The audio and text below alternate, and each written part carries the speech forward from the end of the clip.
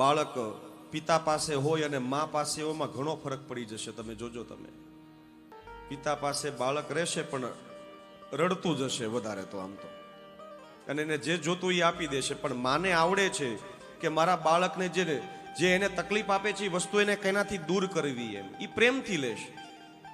બગાડે કરવે ત્યારે એ બાપ છે ને માને જ કહેશે હાલે આને લેતો જરાક, પછી માં એને નેપી પહેરાવી દે, નેપી મેં હેપી. એમ અત્યારે તો છોકરાઓ બધા તમે ખ્યાલ છે કળયુગના, સરસ મજાનું આપણને ભગવાન એનું સ્વરૂપ દેખાડે, ભગવાન આપણને પ્રસન્ન કરે.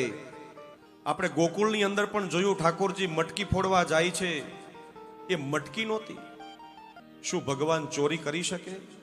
અને એ પણ કોઈને ચોરી કરવી હોય, ચાલો કોઈના ઘરમાં નથી તો કોઈ સોનાની ચોરી કરે, કોઈ ચાંદીની ચોરી કરે, કોઈ રૂપિયાની ચોરી કરે, કોઈ માખણ ચોરે. Intention is different. એને બધાના માઇન્ડની અંદર, બધાના મગજની અંદર, ગોપીની અંદર, પેલા જ્યારે ગોપીઓ મળતી ત્યારે વાતો કરતી, મારા ઘરમાં 6 મટકી થઈ માખણ, મારા ઘરમાં 5 મટકી થઈ. અરે જેના ઘરે 9 લાખ દુજાણું હોય એ કોઈ દી ચોરી ન કરી શકે.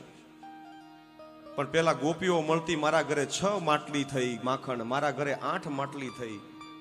પણ ભગવાને લીલા કરીને માટલી ફોડી એટલે પછી માટલીની વાતો ઓછી થઈ ગઈ કે આજે મારા ઘરે 5 માટલી હતી માખણ, પેલો આવ્યો હતો એ કે પેલો કોણ?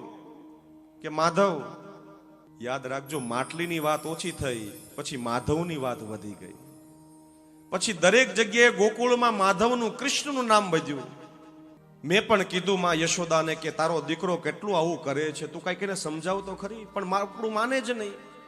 એમાં પ્રભાવતી નામની ગોપી કહે છે કે અરે હું તમને શું વાત કરું બેના, હું જ્યારે કૃષ્ણનો રંગે હાથ મેં એને પકડ્યો, માખણ ચોરતા રંગે હાથે એને લઈ જાઉં છું, હું હાથ પકડીને નંદાલયમાં લઈ જાઉં. જો યશોદા તારો છોકરો ઘરની અંદર માખણ ખાઈ જાય છે, માટલી ફોડે છે. એટલું સાંભળતા યશોદામાં જોર જોરથી હસવા લાગે છે. શું આવી છો તું? કે આ જો તારો કાનો. એમ ક્યાં છે એ કે ઈ ત્યારે કાનો નથી હોતો, ત્યારે પ્રભાવતીનો દીકરો હોય છે. આવું કરે છે કૃષ્ણ, આપણને પોઠા પાડે છે. એક જ વાત, topic of the town Krishna. આખા ટાઉનની અંદર દરેકના મનની અંદર કૃષ્ણ કૃષ્ણ કૃષ્ણ. નાના કરતે પ્યાર હમ તુમી સે કર બેઠે. જ્યારે ગાયું ચરાવીને પણ છોકરાઓ આવે ઘરે, ત્યારે પણ માતા પિતાને, એ ગોપજનોને કહે છે કે મામા આજે કૃષ્ણએ આવા પરાક્રમ કર્યા, માં આજે કૃષ્ણએ આવા રાક્ષસોને માર્યા. એનું એક્શન એ માઇન્ડની અંદર રિએક્શન સ્ટાર્ટ કરવા લાગ્યું છે. તમે જોજો, કોઈના ગુણ સાંભળશો ને એટલે પહેલેથી તમે એને અટ્રેક્ટ થશે. એમ કૃષ્ણની ગુણો સાંભળવા મળ્યા કે આટલા બધા પરાક્રમી, આટલું બધું એનામાં કેમ બધું આકર્ષણ છે, બધા આકર્ષાય છે. ગોપીઓના મનની અંદર કૃષ્ણ વાસ કરવા લાગ્યા છે, નિવાસ કરવા લાગ્યા છે. એટલે અભિમાનની મટકી ફૂટે છે અને પ્રેમની મટકી જાગૃત થાય છે. એક કૃષ્ણ, કૃષ્ણ સાથે મન ભળી ગયું એને કહેવાય છે નિરોધ લીલા.